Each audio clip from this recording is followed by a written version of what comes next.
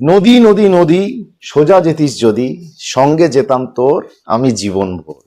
তো আজকে আমরা নদী সম্পর্কে একটু জানবো, যে একদম সংক্ষেপে সহজ করে, যে নদী কি, কিভাবে উৎপন্ন হয়, কোথা থেকে আসে, কোথায় যায়, যেতে যেতে কি করে, কোথায় উচ্চগতি, কোথায় মধ্যগতি, কোথায় নিম্নগতি, কোথায় ক্ষয় করে, কোথায় সঞ্চয় করে, আবার মানুষের জীবনের সাথে নদীর কি সম্পর্ক রয়েছে। হ্যাঁ, এটাও কিন্তু আমরা জানবো। কোনটা উপনদী, কোনটা শাখা নদী, উপনদী থাকলে কি হয়, ধারণ অববাহিকাটা কি, কোথায় নদী সঞ্চয় করে, সব জানার ইচ্ছা আমাদের হয়। তাহলে আমরা সেইগুলো একদম সংক্ষেপে জানবো আমরা। তার মানে আমরা প্রথমেই দেখব যে নদী উৎপন্ন হয় কোথা থেকে। নদী উৎপন্ন হয় পাহাড়ি অঞ্চল থেকে। তাহলে আমরা এইভাবে একটা চিত্র এঁকে ফেলবো। পাহাড়ি অঞ্চলের পর নদী আসবে মালভূমি অঞ্চলে, তারপর সেখান থেকে নদী চলে আসবে সমভূমি অঞ্চলে, তারপর সেখান থেকে নদী কোনো সমুদ্রে, মোহনায় নদী পতিত হবে। তাহলে এটাকে যদি আমরা 3D করি তাহলে কেমন লাগবে ব্যাপারটা একটু দেখা যায়। এইভাবে নদী পাহাড়ি অঞ্চল থেকে নেমে আসছে মালভূমি অঞ্চলে, তারপর নদী নেমে আসছে সমভূমি অঞ্চলে, তারপর নদী চলে যাচ্ছে সমুদ্রে চলে যাচ্ছে। নদীকে আমরা এখন বুঝবো, নদীকে আমরা এখন বুঝবো। আমরা পাহাড়ি অঞ্চলে জানি যে পাহাড়ি অঞ্চলে যে একাধিক উঁচু পর্বত শৃঙ্গ থাকে, পার্বত্য অঞ্চল, সেখানে বরফে ঢাকা অঞ্চল আছে। সেই বরফে ঢাকা অঞ্চল বিভিন্ন ধরনের শঙ্কু আকৃতির পাহাড় থেকে শুরু করে বিভিন্ন ধরনের উঁচু পার্বত্য অঞ্চল আছে, এবং সেখান থেকে বরফে ঢাকা থাকে। সেখান থেকে প্রচুর নদী উৎপন্ন হয়। একাধিক জায়গা থেকে নদী আসছে, উৎপন্ন হয়ে আসছে, একাধিক জায়গা থেকে নদী উৎপন্ন হয়ে আসে, এবং এরা সবাই কিন্তু একটা প্রধান নদীর সাথে যুক্ত হয়, একটা প্রধান নদীর সাথে যুক্ত হয় এরা সবাই। এই যে এত নদী এখান থেকে আসছে, এর একটা প্রধান অঞ্চল থাকতে পারে যেটা এই নদীটার উৎস, অর্থাৎ একটা প্রধান নদী ঠিক যে জায়গা থেকে উৎপন্ন হচ্ছে। আমরা জানি যেমন গঙ্গা, গঙ্গার উৎস হচ্ছে গঙ্গোত্রী হিমবাহের গোমুখ গুহা। The source of গঙ্গেস is the, আমরা কোনটা জানি, যে গোমুখ গুহা। গোমুখ গুহা, গোমুখ গুহা থেকে উৎপন্ন হচ্ছে দ্য কেভ, গোমুখ, সেখান থেকে the glacier, Gangotri glacier, source point of গঙ্গেস। তাহলে গঙ্গা উৎপন্ন হচ্ছে, এই গঙ্গা উৎপন্ন হয়ে পাহাড়ি অঞ্চলে আরো অনেক নদী এসে মেশে। এই জায়গাটায় বোঝার আছে, নদী এসে মিশছে, নদী এসে মিশছে মানে হচ্ছে উপনদী। This is tributary. ট্রিবিউটারি বা উপনদী, এরা নদীতে এসে মিশলে নদীতে জলের পরিমাণ বাড়ে। তাহলে ট্রিবিউটারি মানে উপনদী, ট্রিবিউটারি মানে উপনদী। তাহলে এটা কোথায় বেশি থাকে, পাহাড়ি অঞ্চলের দিকে অনেক বেশি থাকে। বিভিন্ন জায়গা থেকে নদী নকশা উৎপন্ন হয়েছে, সেখানে সেই নদীগুলো এসে প্রধান নদীর সাথে মিশছে, প্রধান নদী প্রচুর পরিমাণে জল নিয়ে আসছে। এই মালভূমি অঞ্চলের পর থেকে কিন্তু এতে নদী বাঁক দেখা যেতে পারে, নদী বাঁক সৃষ্টি হতে পারে। তারপর সমভূমি অঞ্চলে আরো নদী বাঁক হয়ে শেষে কিন্তু মোহনায় এসে মিশবে, শেষে কিন্তু মোহনায় এসে মিশবে। এটা তো আমরা বললাম যে সমুদ্র কোনো, সেই সমুদ্রে এসে নদী শেষে মিশেছে, এবং যে জায়গায় নদী এসে মেশে তাকে বলা হয় নদীর মাউথ বা মোহনা। নদী যে জায়গায় এসে মেশে তাকে নদীর মাউথ বা মোহনা বলা হয়। আর নদী যেখান থেকে উৎপন্ন হয় তাকে নদীর সোর্স বা উৎস বলা হয়। নদী যে জায়গা থেকে সৃষ্টি হয় তাকে বলা হয় সোর্স বা নদীর উৎস। নদী উৎস উৎপত্তি লাভ করে প্রথমে পাহাড়ি অঞ্চল, পাহাড়ি অঞ্চল দিয়ে আসছে। আমরা জানি যে পাহাড়ি অঞ্চলে অনেক ঢাল বেশি থাকে, তাহলে ঢাল বেশি হলে নদীর গতি অনেক বেশি হবে। যদি ঢাল বেশি হয় নদীর গতি অনেক বেশি হবে, এবং নদী খুব গতিতে আসবে। সেই গতিতে যদি আসে, নদীতে এত শক্তি আছে, নদী কিন্তু প্রচুর পরিমাণে ক্ষয় করতে পারবে, কারণ নদীতে স্রোত বেশি আছে। যত স্রোত বেশি থাকে নদী তত ইরোশন বা ক্ষয় বেশি করে। এই জন্য হিলি রিজিয়ন গুলোতে ইরোশন বেশি হচ্ছে। নদী আসছে, প্রচুর পরিমাণে ক্ষয় করে নিয়ে আসছে, এবং প্রচুর নদী যেহেতু যুক্ত হয়েছে তার সাথে অনেক উপনদী, অনেক জলও বেশি আছে। নদী ধীরে ধীরে কোথায় নামলো, পাহাড়ি অঞ্চল থেকে। তাহলে আমরা এই পাহাড়ি অঞ্চলটায় টুকু যে অঞ্চল আছে, এখানে আমরা লিখতে পারি যে এটা হচ্ছে নদীর উচ্চ গতি।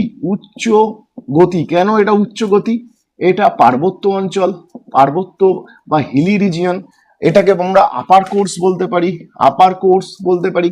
কেন এটা আপার কোর্স, কারণ এটা হিলি রিজিয়ন দিয়ে আসছে। উচ্চ গতি কেন, অনেক ঢাল বেশি, অনেক গতি বেশি, তাহলে এখানে প্রচুর ক্ষতি, মানে ক্ষয় প্রচুর হবে, ইরোশন প্রচুর হবে, এবং সব বয়ে নিয়ে চলে আসবে। তারপরে আমরা মালভূমি অঞ্চলটাকে মিডিল কোস্ট বলতে পারি, মিডিল কোর্স, মিডিল কোর্স বা এটা হচ্ছে মধ্যগতি আমরা বলতে পারি, মধ্যগতি আমরা বলতে পারি। এই জায়গায় বহন কাজ প্রচুর পরিমাণে হয়, মাঝে মাঝে সঞ্চয় হতে পারে, মাঝে মাঝে সঞ্চয় হতে পারে, কোথাও নদী বাঁক তৈরি হতে পারে। তারপর আমরা এটা দেখতে পাচ্ছি লোয়ার কোর্স। লোয়ার কোর্স বা এটা হচ্ছে নিম্ন গতি। নিম্ন গতিতে সঞ্চয়ের কাজ সব থেকে বেশি হয়। তার মানে আমরা দেখতে পাচ্ছি যে নদী প্রচুর পরিমাণে ক্ষয় করছে, অর্থাৎ পার্বত্য প্রবাহে প্রধান কাজই হচ্ছে ক্ষয় কাজ। মধ্য গতিতে প্রধানত বহন কাজটাই বেশি হচ্ছে। আর মাঝে মাঝে ছোট করে সঞ্চয় লিখতে পারি, মাঝে মাঝে সঞ্চয় হতে পারে মাঝে মাঝে। আর এখানে ক্ষয়ের সাথে বহন ছোট করে লিখতে পারি, কারণ ক্ষয়টাই হচ্ছে মেন, এখানে মেন ক্ষয় কাজই হয়, বহন এখানে মেন, আর এখানে মেন হচ্ছে সঞ্চয়। অর্থাৎ এখানে কিন্তু সঞ্চয় কাজ বেশি হয়, অর্থাৎ নিম্ন গতিতে গতি একেবারে কমে যায়, ঢাল একদমই থাকে না, যা ক্ষয় করে নিয়ে এসেছে সেগুলোকে জমা করতে চায়। আরেকটা বিষয়, যত নদী ওপর থেকে নিচের দিকে নামবে, নদীতে কিন্তু নদী যে খাতের ভিতরে যে, অর্থাৎ উৎস থেকে মোহনা পর্যন্ত নদী যে খাতের ভিতর দিয়ে আসে তাকে নদী উপত্যকা বলা হয়। নদী উপত্যকা বা রিভার চ্যানেল, নদী কোন চ্যানেলের ভেতর দিয়ে যাচ্ছে, সেই রিভার চ্যানেলটা কিন্তু যত নিচের দিকে আসবে চওড়া হতে থাকবে, অর্থাৎ নদী খাতের পরিমাণটা আস্তে আস্তে বাড়তে থাকবে, চওড়া হতে থাকবে, আর যখন মোহনার কাছে আসবে তো অনেক বড় হতে থাকবে। নদী যত উপর দিয়ে আসবে, অর্থাৎ পাহাড়ি অঞ্চলে রিভার চ্যানেলগুলো খুব সরু থাকে, সংকীর্ণ থাকে, আর রিভার চ্যানেলগুলো গভীর হয়, পাহাড়ি অঞ্চলে প্রচুর গভীর হয়, কারণ নিম্নক্ষয়ের পরিমাণ বাড়তে থাকে, এত স্পিডে আসতে থাকে, নদী প্রচুর পরিমাণে নিম্নক্ষয় করে, সেজন্য নদীর যে খাত সে প্রচুর গভীর হয়। আর যত আমরা নিচের দিকে আসছি তত নদী চওড়া হতে থাকছে, আর নদী খাতে ডিপোজিশনের পরিমাণ, সঞ্চয়ের পরিমাণ কিন্তু বাড়তে থাকছে। এটা আমাদেরকে বুঝতে হবে। যে নদীর এই তিনটে গতি থাকে, অর্থাৎ উচ্চগতি, মধ্যগতি, নিম্নগতি, তাকে বলা হয় কিন্তু যে আদর্শ নদী। যে নদীর তিনটে গতি থাকে, যেমন Ganga, this is a ideal river. কেন গঙ্গা আদর্শ নদী? কারণ তিনটে গতিই আছে। আর যে নদীগুলো একটা দেশের ভেতরে উৎপন্ন হচ্ছে, সেই দেশের মধ্যেই কোথাও না কোথাও মোহনা আছে, সেখানে গিয়ে মিশছে, সেটাকে বলা হয় অন্তর্বাহিনী নদী। যেমন লুনি, অন্তর্বাহিনী নদী। আবার যে নদীগুলো একটা দেশ থেকে উৎপন্ন হয় আর একটা দেশে যাচ্ছে, সেটা আন্তর্জাতিক বা ইন্টারন্যাশনাল রিভার। যেমন গঙ্গা বাংলাদেশে প্রবেশ করেছে, ভারত থেকে বাংলাদেশে প্রবেশ করেছে, ব্রহ্মপুত্র ওইদিকে ভারত থেকে বাংলাদেশে প্রবেশ করেছে, চায়নায় কিছু অংশ রয়েছে, সিন্ধু, এরা সব আন্তর্জাতিক নদী। তাহলে এগুলো আমাদেরকে বুঝতে হবে যে একটা নদী পাশ দিয়ে যাচ্ছে, এই যে একটা রিভার, এবং এর পাশে আরো একটা নদী আসতে পারে, আমরা সেটা দেখতে পারি যে এই দিক দিয়ে আরো একটা নদী আসছে, এরা প্রধান নদী হয়ে দুটো শাখায় পরিণত হয়ে একটা এইদিকে যাচ্ছে, একটা এইদিকে যাচ্ছে। এদের মধ্যবর্তী যে অংশটা, অর্থাৎ এই দুটো নদীর মাঝখানে যে অংশটা রয়েছে, একে কিন্তু বলা হচ্ছে দোয়াব। একে বলা হচ্ছে দোয়াব, একে বলা হয় দোয়াব, অর্থাৎ দুটো নদী। আব মানে নদী, দো মানে দুই। তেমনি পাঞ্জাব, পাঞ্জাব পঞ্চ আব, পাঁচটা নদীর সেখানে সমন্বয় ওই অঞ্চল পাঞ্জাবে হয়েছে। দোয়াব মানে কি? দুটো নদীর মধ্যবর্তী। যেমন পাঞ্জাবে শতদ্রু আছে, বিপাশা আছে, বিতস্তা আছে, চন্দ্রভাগা আছে, ইরাবতী আছে, এরা সবাই হচ্ছে সিন্ধু নদীর উপনদী, এরা সবাই সিন্ধু নদীর সাথে গিয়ে মিশেছে, এবং ওই পাঞ্জাবে খুব উর্বর মাটি তৈরি করেছে। দোয়াব অঞ্চল তো পলি মাটি, সেখানে প্রচুর উর্বর হয় মাটি, ফার্টিলাইজ হয়, প্রচুর চাষ হয়। তাহলে এই দোয়াব অঞ্চল, কারণ এখানে বন্যা হয়, নতুন পলি সঞ্চয় হয় এবং চাষের জন্য খুবই উপযুক্ত, এই জন্য পাঞ্জাবে প্রচুর চাষ হয়, আমরা সবাই জানি। তাহলে দোয়াব আমরা বুঝতে পারলাম। আমরা এবার একটা বিষয় কনসেপ্ট বোঝাচ্ছি, সেটা হচ্ছে যে কোনো একটা পাহাড়ি অঞ্চল, সেই পাহাড়ি অঞ্চলে দিয়ে কিন্তু নদী অববাহিকা আলাদা হতে পারে। এবার প্রশ্ন তোমার থাকতে পারে, নদী অববাহিকাটা কি? দেখো, এই উৎস থেকে মোহনা পর্যন্ত আমরা দেখতে পেলাম যে অনেক উপনদী পার্বত্য অঞ্চলে দেখলাম, সেরকমই নদীতে শাখা নদী থাকতে পারে। কি নদী থাকতে পারে? শাখা নদী। শাখা নদীকে বলে ডিস্ট্রিবিউটারি। আর এই শাখা নদীর পরিমাণগুলো বেশি থাকে, তোমার মধ্যগতিতে অল্প থাকতে পারে, কিন্তু নিম্ন গতিতে শাখা নদীর পরিমাণ প্রচুর বেশি থাকে। নিম্ন গতিতে শাখা নদীর পরিমাণ প্রচুর বেশি থাকে। যত নদী উপর থেকে নিচের দিকে নামবে, শাখা নদীর পরিমাণ বা ডিস্ট্রিবিউটারি মানে কি? ডিস্ট্রিবিউট করছে, ওয়াটার ডিস্ট্রিবিউট করছে, এত পরিমাণ ওয়াটার নিয়ে যেতে পারছে না, যেখানে সুযোগ পাচ্ছে ডিস্ট্রিবিউট করছে, ডিস্ট্রিবিউটারি। অর্থাৎ শাখা নদী, ব্রাঞ্চেস ক্রিয়েট হচ্ছে, প্রচুর শাখা দেখা যায় সুন্দরবন অঞ্চলে, একটা দুটো শাখা নয়, প্রচুর নদী, সেগুলো বিভিন্ন নদীর শাখা নদী। ব্যাপারটা বুঝতে হবে ভালো করে। যেমন গঙ্গার শাখা নদী আমাদের ভাগীরথী, হুগলি, তাহলে উদাহরণ দিয়ে আমাদেরকে বোঝাতে হবে শাখা নদী কি করে ডিস্ট্রিবিউট করে, ডিস্ট্রিবিউটারি, ব্যাপারটা বুঝতে হবে ভালো করে। তাহলে উপনদী ট্রিবিউটারি, শাখা নদী ডিস্ট্রিবিউটারি। এই প্রধান নদী উৎস থেকে মোহনা পর্যন্ত একটা প্রধান নদী, আমরা দেখতেই পাচ্ছি একটা প্রধান নদী আসছে। আর এখানে উপনদীর সংখ্যা প্রচুর, এছাড়াও এদিকে উপনদী থাকতে পারে, মিডিল যে নিম্ন মধ্যগতি আছে সেখানে উপনদী আসতে পারে, বিভিন্ন জায়গা থেকে একটা দুটো নদী এসে মিশছে। গঙ্গার সাথে যমুনা তো আর সেই উচ্চ গতিতে মেশেনি, গঙ্গার সাথে যমুনা মিশেছে এলাহাবাদে, অনেক উপরে গিয়ে তো মিশে, ওপর থেকে তো মিশে আসেনি। তাহলে ব্যাপারটা বুঝতে হবে যে অন্য জায়গা থেকেও জাংশন তৈরি হতে পারে, নদী সংযোগ হতে পারে, আরেকটা নদীর সাথে যুক্ত হতে পারে। গঙ্গা হচ্ছে আমাদের ভারতের দীর্ঘতম নদী, এবং এই গঙ্গার দীর্ঘতম উপনদী হচ্ছে যমুনা। আর আমাদের ভারতের, পুরো ভারতের সব থেকে বড় অর্থাৎ the largest tributary in India Yamuna, অর্থাৎ যমুনা হচ্ছে দীর্ঘতম উপনদী। তাহলে একটা নদী উৎস থেকে মোহনা পর্যন্ত তার উপনদী, প্রধান নদী, শাখা নদী সবাই মিলে পাতার মতো, এটা মাথায় রাখতে হবে, পাতার মতো একটা অংশ তৈরি করেছে। দেখতে অনেকটা একে পাতার মতো লাগবে। এই পাতার মতো অংশটাকে বলা হচ্ছে কি, একে বলা হয়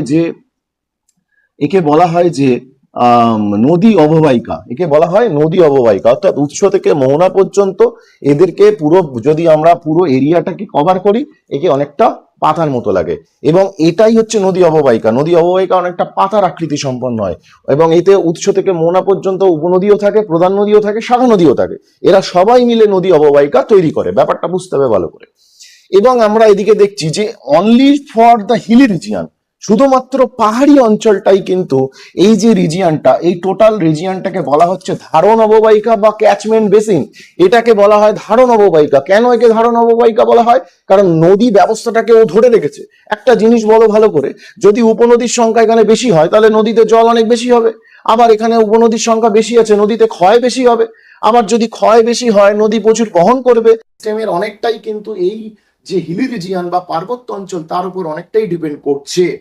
জল বেশি আছে, নদী অনেক দূর যেতে পারে, জল বেশি নেই, নদী বেশি দূর যাবে না। তাহলে এখানে কিন্তু ঢাল বেশি আছে, তাহলে অনেক গতিতে আসবে, অনেক ক্ষয় করবে।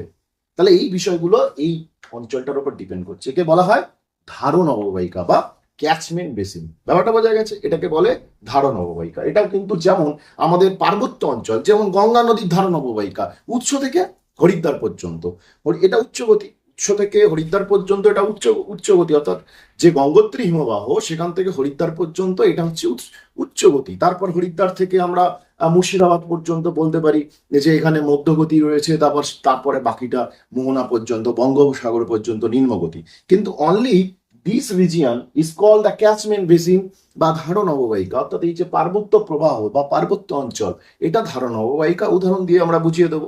তো যেটা বলছিলাম যে জল বিভাজিকার কনসেপ্টটা, একটা পাহাড়ি অঞ্চল, সেই পাহাড়ি অঞ্চলে ধরো বরফ ঢেকে আছে, পুরো অঞ্চলটায় বরফ জমে আছে। তাহলে বরফ জমে থাকলে এখান থেকে নদী নকশা তৈরি হতে পারে, বরফ গলে সেখান থেকে হিমবাহ টাইপ, সেখান থেকে নদী তৈরি হতে পারে। তাহলে এখান থেকে একটা নদী নকশা এইভাবে বেরিয়ে আসছে, অনেক উপনদী, একটা প্রধান নদী যুক্ত হয়ে একটা নদী এইভাবে চলে আসছে। সেরকমই সিমিলার এই পাহাড়ি অঞ্চলটার অপোজিট যে সাইড আছে, সেখান থেকেও একটা নদী অববাহিকা জন্ম নিতেই পারে। তার মানে এই যে রিজ আছে, এই রিজ কি করছে, দুটো নদী অববাহিকাকে পৃথক করছে, তাই না? Divide two river basin. Basin মানে নদী অববাহিকা, রিভার বেসিন মানে নদী অববাহিকা। দিস দ্য হিলি ল্যান্ড বা আপার ল্যান্ড বা ridge, this ridge divide two river basin. This is call the watershed. এটাকে বলা হয় ওয়াটার শেড বা বলা হয় জলবিভাজিকা। অর্থাৎ এই ডিভাইড করছে, দুটো নদী অববাহিকাকে ডিভাইড করছে, আলাদা করছে, পার্থক্য করছে। একে বলা হয় জল বিভাজিকা। জলটাকে, নদী অববাহিকাটাকে বিভাজন করছে। এই কনসেপ্ট গুলো আমাদের বুঝতে হবে রিভার সিস্টেমটাকে পুরো আমাদেরকে বুঝতে গেলে। এবার নদী কোথায় কি কাজ করে আর কোথায় কোন ভূমিরূপ তৈরি করে। অর্থাৎ আমরা দেখতেই পাচ্ছি যে নদী যদি কাজ করে, কার উপরে কাজ করছে? ভূমির উপরেই কাজ করছে। কি কাজ করছে? ক্ষয় করছে, সঞ্চয় করছে, বহন করছে। তাহলে এই কাজগুলো যদি ভূমির উপরে কন্টিনিউয়াসলি হয়, তার মানে ভূমিরূপের কিছু চেঞ্জেস আসছে। তোমাকে একরকম দেখতে, তোমার একটা রূপ আছে, সেরকম ভূমি একরকম দেখতে, তার একটা রূপ আছে। তাহলে ভূমির যদি কোনো রকম ভাবে কোনো পরিবর্তন হয় নদীর দ্বারা, তাহলে সে রিভার সিস্টেম কি করছে? সেই ভূমিরূপটাকে চেঞ্জ করছে। তাহলে ক্ষয় করার ফলে কিছু ভূমিরূপ তৈরি হতে পারে, নদী বহনের ফলে একটা দুটো ভূমিরূপ এর সাথে যুক্ত আছে। ডাইরেক্ট বহনের ফলে কোনো ভূমিরূপ তৈরি হয় না, কিন্তু অনেক সময় ক্ষয় বহন সঞ্চয় মিলেমিশে আবার ভূমিরূপ তৈরি হতে পারে। আবার সঞ্চয় কাজ যেখানে ডিপোজিশন করছে সেখানেও নতুন ভূমিরূপ তৈরি হতে পারে। যেমন আমাদের সিলেবাসে দু একটা রয়েছে, যেমন ক্ষয় কাজে আমরা যদি দেখতে পাই যে কোনো রিভার সিস্টেমে নদী পার্বত্য অঞ্চলে কি হয়, নদী কি করে, ক্ষয় বেশি করে। পার্বত্য অঞ্চলে নদী ক্ষয় বেশি করে। তাহলে নদী যদি নিম্ন ক্ষয়ের পরিমাণ বাড়তেই থাকে, অর্থাৎ নদী যদি নিচের দিকে ক্ষয় করতেই থাকে, এবার পার্বত্য অঞ্চলে তাহলে আই আকৃতির উপত্যকা তৈরি হবে। উপত্যকার দেখতে অনেকটা আই আকৃতি সম্পন্ন হবে। কোথায় এটা বেশি হয়? শুষ্ক অঞ্চলে এটা বেশি হয়। এবং এই নিম্নক্ষয়ের পাশাপাশি যদি পাশেও ক্ষয় হয়, তখন এই উপত্যকার আকৃতিটাই ভি আকৃতির মতো হয়ে যাবে। কেমন হয়ে যাবে? ভি আকৃতির মতো। অর্থাৎ এই একে বলা হচ্ছে গিরিখাত। এটা কোথায় হয়? যদি শুধুমাত্র নিম্নক্ষয় হয়, তার মানে নদীর জলটা অনেক নিচ দিয়ে যাচ্ছে, গতিতে যাচ্ছে। আর নিম্নক্ষয়ের পাশাপাশি যদি পাশেও ক্ষয় হয়, তার মানে উপর দিয়েও জল আসছে, বৃষ্টির জল। তার মানে এটা আর্দ্র অঞ্চলে হয়, অর্থাৎ গিরিখাত তৈরি হয় আর্দ্র অঞ্চলে। আর ক্যানিয়ন শুষ্ক অঞ্চলে গিরিখাতকেই ক্যানিয়ন বলা হয়, কারণ এখানে বৃষ্টি হয় না, আর এখানে আই আকৃতির হয়। তাহলে এটা আই আকৃতির ভূমিরূপ, আর এটা ভি আকৃতির ভূমিরূপ, অর্থাৎ ক্যানিয়ন আর গিরিখাত। এটা মাথায় রাখতে হবে যে এরা ক্লাইমেটিক্যালি দুটো অপোজিট প্লেসমেন্টে রয়েছে। অর্থাৎ এটা শুষ্ক অঞ্চলে হয়, বেশি জল থাকে না, শুধু নিচে ডাউন কাটিংই হয়, আই আকৃতির হয়। আর এটা হচ্ছে আর্দ্র অঞ্চল, যেখানে বৃষ্টি হয়, রেইনফেড রিজিয়ন, রেইনফেড কিছু রিভার আছে, সেই সমস্ত জায়গায় কিন্তু ভি আকৃতির হয়। অর্থাৎ সেখানে কিন্তু নিম্নক্ষয়ের পাশাপাশি পার্শ্বক্ষয় হয়, তাই ভি আকৃতির রিভার সিস্টেম তৈরি হয়, নদী উপত্যকাটা তৈরি হয়। নদী উপত্যকার আকৃতিটি অনুযায়ী ওর ভূমিরূপ তৈরি হচ্ছে। আবার কোথাও জলপ্রপাত তৈরি হতে পারে। কি হতে পারে? জলপ্রপাতটা কিভাবে হতে পারে? সাপোজ ধরো কোনো নদী প্রবাহ পথে, নদী প্রবাহ পথেই ধরো তোমার কোমল শিলা এবং কঠিন শিলা দ্বারা রয়েছে হচ্ছে ভূমিরূপ। নিচে হচ্ছে ধরো কোমল শিলা, উপরে আছে ধরো কঠিন শিলা। এটা ধরো কোমল শিলা, আর উপরে ধরো আছে কঠিন শিলা। এবার নদী যাচ্ছে উপর দিয়ে, তাহলে এবার নদী যদি উপর দিয়ে যায়, নদী তো সোজা যাওয়ার চেষ্টা করবে, নদী তো সোজা যেতে পারবে না। তখন নদী কিন্তু ওপর থেকে নিচে প্রবল জলোচ্ছ্বাস সৃষ্টি করে ওপর থেকে নিচে পড়বে। এই যে জলোচ্ছ্বাসটা সৃষ্টি করে নিচে পড়লো, এটাই জলপ্রপাত। পৃথিবীর সব থেকে সুন্দর জলপ্রপাত নায়াগ্রা জলপ্রপাত, আমরা জানি নায়াগ্রা জলপ্রপাত। সেরকমই আমাদের ভারতে অনেক জলপ্রপাত আছে। আফ্রিকার ভিক্টোরিয়া জলপ্রপাত আমরা পড়েছি। তো এই যে কঠিন শিলা কোমল শিলা অবস্থান করায় এই জলপ্রপাত সৃষ্টি হয়। এই জলপ্রপাতেরও আবার আরো বড় ক্লাসে আরো ডিটেলস অনেক আলোচনা আছে, আমরা এই দুটো আমাদের সিলেবাসে পেয়েছি। তারপরে আমরা কি পেয়েছি যে এই নদী ক্ষয় কাজ করছে, ক্ষয়ের কাজের ফলে কিন্তু এই দুটো ভূমিরূপ আমাদের সিলেবাসে ভালো করে পড়তে দিয়েছে। নদীর ক্ষয়ের ফলে সৃষ্ট ভূমিরূপ, এগুলো ছবি এঁকে ভালো করে বোঝাতে হবে। এবার আমাদেরকে যেটা পড়তে হবে সেটা হচ্ছে নদীর সঞ্চয় কাজের ফলে গঠিত ভূমিরূপ। তার আগে আমাদেরকে একটু বুঝতে হবে যে নদীর সঞ্চয় কাজে যে ভূমিরূপ রয়েছে, তার আগে বহন, ক্ষয় আর সঞ্চয় এরা মিলে কিছু ভূমিরূপ তৈরি করতে পারে। যেমন নদী ধরো যাচ্ছে যাচ্ছে সোজা যাচ্ছে, মধ্যগতিতে নদী যদি কোথাও বাধা পায়, নদী বাধা পেয়েছে, তাহলে বাধা পেলে বলবে ঠিক আছে, একটু যদি জুনিয়র এজ থাকে, ইয়ং এজ থাকে, অর্থাৎ উচ্চ গতি, কোনো বাধা বাধা সিন হবে না, ডাইরেক্ট মারামারি হবে, হ্যাঁ, চিল্লামিল্লি হবে, আন্দোলন, লড়াই হবে। মধ্যগতি মিডিল এজ পার্সন, যারা মিডিল এজ, তারা বলবে ঠিক আছে, একটু আলোচনা করলে হয় না, এত ভাঙাভাঙি মারামারি করে কি হবে। আর যাদের বয়স হয়ে গেছে, অর্থাৎ নিম্নগতি, অর্থাৎ একেবারে বয়স্ক মানুষ হয়ে গেছে, তারা বলছে ঠিক আছে, তুমি যা বলবে ওটাই মেনে নিচ্ছি, মাথা নিচু করে চলে যাচ্ছি। তো রিভার সিস্টেমের সাথে মানুষের এজেরও একটা কিন্তু সিমিলারিটি রয়েছে, এটা ভাবতে হবে। তাহলে মধ্যগতিতে নদী বা নিম্নগতিতে নদী কোথাও বাধা পেয়েছে, নদী একে ভাঙতে পারছে না, কারণ নদীতে গতি নেই। তখন নদী বলবে ঠিক আছে, আমি পাশ কাটিয়ে চলে যাচ্ছি। তাহলে নদী যদি পাশ কাটিয়ে চলে যায়, তাহলে নদীতে কি হবে? নদীতে একটা বাঁক তৈরি হবে। এই যে রিভার একটা বাঁক তৈরি করলো, একে মিয়েন্ডার বলা হয়, নদী বাঁক বা মিয়েন্ডার। অর্থাৎ যদি মধ্যগতি বা নিম্নগতিতে কোথাও নদী বাধা প্রাপ্ত হয়, তখন নদী কি করবে? ওই বাধাকে ভাঙতে পারে না, নদী কখন পাশ কাটিয়ে বেরিয়ে যাওয়ার চেষ্টা করে। একে কি বলা হয়? নদী বাঁক বা মিয়েন্ডার। এইবারে দেখো, নদী বাঁক তৈরি হলো। নদী বাঁক তৈরি হওয়ার পর কিন্তু এখানে একটা দুর্দান্ত বিষয় আছে, সেটা আমাদেরকে বুঝতে হবে। নদী বাঁক তৈরি হওয়ার পর সাপোজ দেখো নদী আসছে, নদী আসার পর ধাক্কা মারছে কোথায়? এখানে এর ভেতর দিয়ে নদী আসছে, বাঁক তৈরি হয়েছিল, জল তো এখানে এসে ধাক্কা খাবে। যে জায়গায় ডাইরেক্ট এসে ধাক্কা মারতে পারছে, এটাকে বলা হয়, এই নদী বাঁকের অবতল অংশ, অবতল অংশ যেখানে ডাইরেক্ট এসে ধাক্কা মারতে পারছে, এখানে ক্ষয় হবে, কি হবে? ক্ষয় হবে। আর এই যে অপোজিট অংশটা, এটাকে বলে উত্তল অংশ, এখানে হবে সঞ্চয়।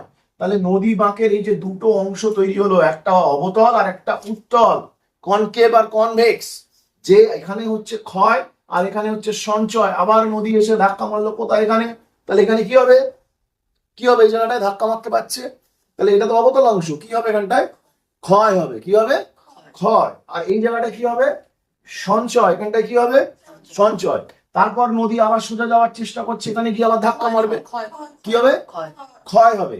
আবার নদী এদিকে সোজা যাওয়ার চেষ্টা করছে, এখানে গিয়ে কি করবে? কি দেখতে পাচ্ছি যে এই যে যেখানে উত্তল অংশ হচ্ছে, অবতল অংশ, সেখানে ক্ষয় হচ্ছে এই নদী বাঁকেরই। আর যে জায়গায় আমরা দেখতে পাচ্ছি নদী গিয়ে ধাক্কা মারছে, সেই জায়গায় মানে এটা অবতল অংশ, সেখানে ক্ষয় হয়, সেখানে ধাক্কা মারতে পারে। এবং তার অপোজিট যেই অংশটা, সেটাকে বলা হচ্ছে উত্তল অংশ, এই জায়গায় কিন্তু সঞ্চয় করে। এখানে তাহলে কি হচ্ছে? ক্ষয় হচ্ছে।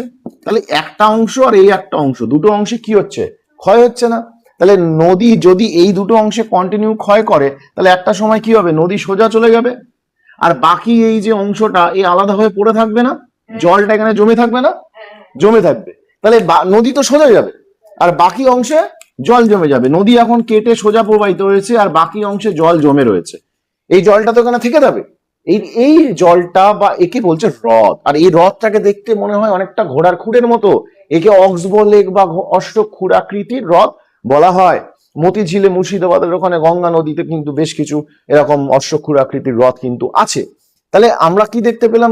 নদী যদি জল প্রচুর বেড়ে যায়, তখন তার নদী এসব বাঁক টাক মানবে না, ভেঙে সোজা প্রবাহিত হয়ে যাবে, বাকি অংশে তো জল জমে থাকবে। ব্যাপারটা বোঝা গেছে? তাহলে অশ্বক্ষুরাকৃতির হ্রদ আমরা বুঝতে পেরেছি। এইবারে আমাদেরকে যেটা বুঝতে হবে, এই দেখো এখানে একটা জিনিস, সেটা হচ্ছে এখানে ক্ষয় সঞ্চয় সবই হয়েছে, বহনও হয়েছে। আচ্ছা, এখানে কোথায় হলো? অবতল অংশে ক্ষয় হলো না? আচ্ছা, উত্তল অংশে সঞ্চয় হলো না? আচ্ছা, তাহলে নদী যখন আসছে, তাহলে নুড়ি কাকড় পালি পলি নিয়ে আসছে না? তাহলে এখানে ক্ষয় সঞ্চয় বহন তিনটেই হয়েছে। তাহলে এমন একটা ভূমিরূপ নাম করো যেখানে ক্ষয় সঞ্চয় বহন তিনটেই হতে পারে। অক্সবো লেক বা অশ্বক্ষুরাকৃতির হ্রদ। সাধারণত এটা নদীর মধ্যগতিতেই বেশি দেখা যায়। কোন গতিতে? মধ্যগতিতে। এইবার নদী নিম্ন গতিতে আমাদের সিলেবাসে যাদেরকে দিয়েছে পড়তে, যে নদীর নিম্ন গতিতে গঠিত ভূমিরূপ কারা আছে। আচ্ছা, একটা জিনিস বলো তো আমাকে, ধরো নিম্ন গতি অঞ্চল, নিম্ন গতিতে নদী উপত্যকার গভীরতা বেশি হবে না কম হবে? কম হবে। Very good. কেন বলো তো কম হবে? নদী এক্স্যাক্টলি রাইট, যে নদী প্রচুর পরিমাণে তো সঞ্চয় করবে। তাহলে নদী সঞ্চয় করলে, নদীর যে নিম্ন অংশ রয়েছে নদী উপত্যকা, সেখানে তো সঞ্চয় করলে তাহলে গভীরতা কমে যাবে। তাহলে নদী কি বেশি জল ধারণ করতে পারবে? নদী ধরো বর্ষাকাল হয়েছে, বর্ষাকালে নদীতে জলের পরিমাণ তো প্রচুর বেড়ে যায়, তাহলে এত জল এ তো নিচে নিয়ে আসতে পারছে না, কারণ নিচে পলি জমে আছে, নদী উপত্যকায় পলি জমে আছে। তাহলে নদী কি করবে? এই যে নদীর যে অববাহিকা অঞ্চল রয়েছে, সেই অববাহিকা অঞ্চলে নদী কি করবে? সেই জলটা উপরে ভাসিয়ে দেবে, বন্যা হবে। অর্থাৎ আমি এত জল ধরে রাখতে পারছি না, তাহলে জল কোথায় চলে আসবে? সব উপরে চলে আসবে। তাহলে উপরে যদি জল চলে আসে, এই উপকূল অঞ্চল ভেসে যাবে। তাহলে উপকূল অঞ্চলে অনেক জল চলে এসেছে, তাহলে অনেক জল যদি উপকূল অঞ্চলে চলে আসে, পরবর্তীকালে তো জল শুকিয়ে যাবেই। কিন্তু নদী কি শুধু জল নিয়ে এসেছে? এই জলের সাথে নুড়ি কাকড় পালি পলি কাদা এগুলো ছিল না? তারা কি শুকিয়ে গিয়ে ওখান থেকে পালাতে পারবে? ওগুলো তো ওখানেই জমে থাকবে। তাহলে একে তখন বলা হচ্ছে নতুন এক ধরনের ভূমি তৈরি হয়েছে প্লাবনের ফলে। একে বলা হয় প্লাবন ভূমি। একে কি বলা হয়?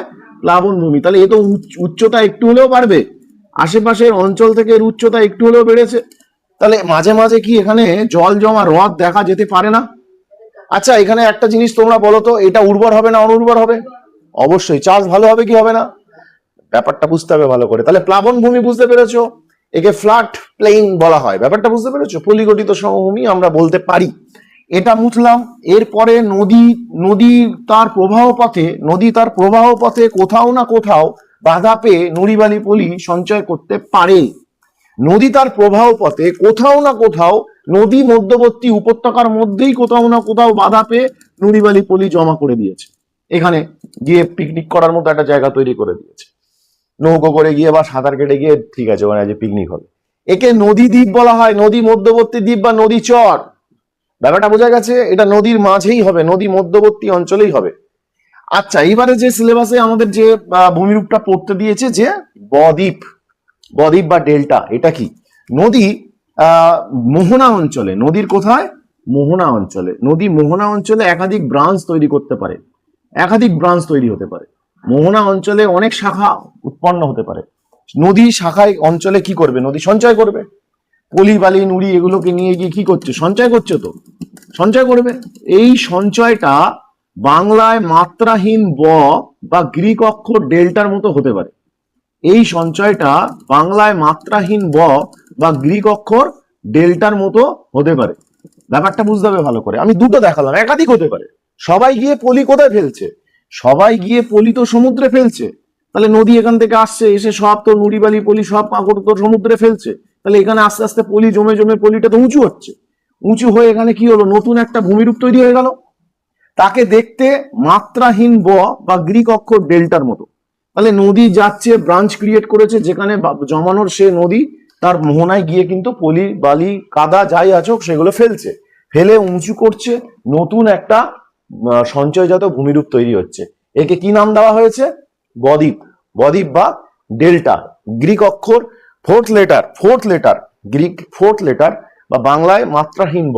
আচ্ছা একটা জিনিস বলো তো, এই বদ্বীপ অঞ্চল উর্বর হবে কি উর্বর হবে না? না, উর্বর হবে না, কারণ এটা তো সমুদ্রে। তা সমুদ্রের জল তো লবণাক্ত, অনেক সময় লাগবে, লবণতা কাটবে, তারপরে ওকে চাষ করতে পারো। সমুদ্রের জল মিশে গেলে লবণতা যদি মিশে যায় কিন্তু চাষবাস খুব একটা হবে না, কারণ অক্সিজেন কম থাকবে আর গাছ লবণ জলে ভালো হয় না খুব একটা। এটা মাথায় রাখতে হবে। কনসেপ্টটা ক্লিয়ার? এরকমই পৃথিবীর সবচেয়ে বড় বদ্বীপ সমভূমির নাম জানো? দা গঙ্গা ব্রহ্মপুত্র প্লেন, ডেল্টাটিক প্লেন। গঙ্গা ব্রহ্মপুত্র সমভূমির নাম হচ্ছে সুন্দরবন। কি নাম? সুন্দরবন। এই সুন্দরবন হচ্ছে পৃথিবীর সব থেকে বড় বদ্বীপ সমভূমি। পৃথিবীর সব থেকে বড় বদ্বীপ সমভূমি হচ্ছে আমাদের সুন্দরবন। তাহলে আমরা পুরো চ্যাপ্টারটা বুঝলাম। কোনো জায়গায় কোনো প্রবলেম আছে? তাহলে এইটা একবার তুমি দেখে নাও, দেখে টেক্সট বইটা রিভিশন করে নাও একবার। কোনো জায়গায় আটকাবে না, যে প্রশ্নই হোক তুমি পারবে। ঠিক আছে, আজকে তাহলে এই পর্যন্ত রইল। পরের ভিডিওতে আমরা পরের একটা চ্যাপ্টার আলোচনা করব। আর আমাদের আফ্রিকার চ্যাপ্টারের যে ভিডিওটা বানানো হয়েছে সেটা দেখা হয়েছে তো? যদি না দেখা হয় এক্ষুনি গিয়ে আমাদের চ্যানেলে আফ্রিকার ভিডিওটা দেখে নাও, পুরো কনসেপ্ট ক্লিয়ার। আজকের জন্য টাটা, বাই বাই।